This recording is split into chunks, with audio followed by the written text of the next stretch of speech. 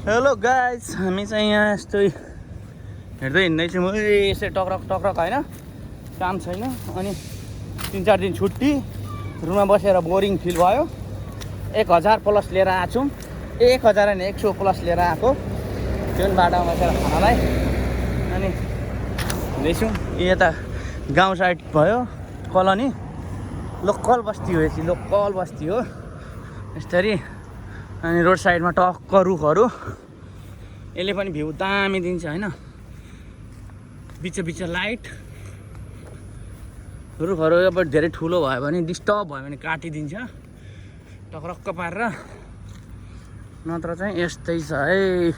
View दामी भवाल। कस्तो हिँड्दा पनि पसिना छ, गर्मी क्या। अनि मेरो पछाडि यो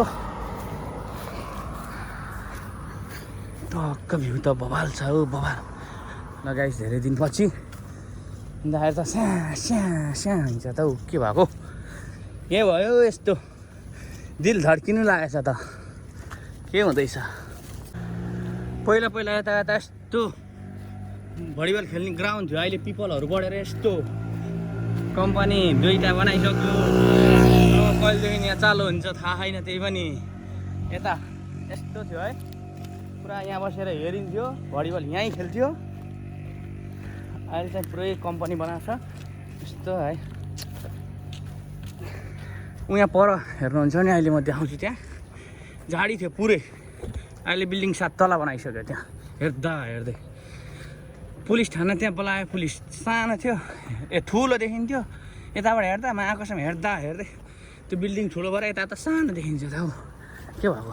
यता चाहिँ टावर छ, यहाँ टक्क टावर भयो। यता पानी ट्याङ्की भयो 2टा भालेपोथी। अनि यता पनि जङ्गल थियो, यस्तो जङ्गल थियो। अहिले यहाँ यस्तो बनाइसक्यो।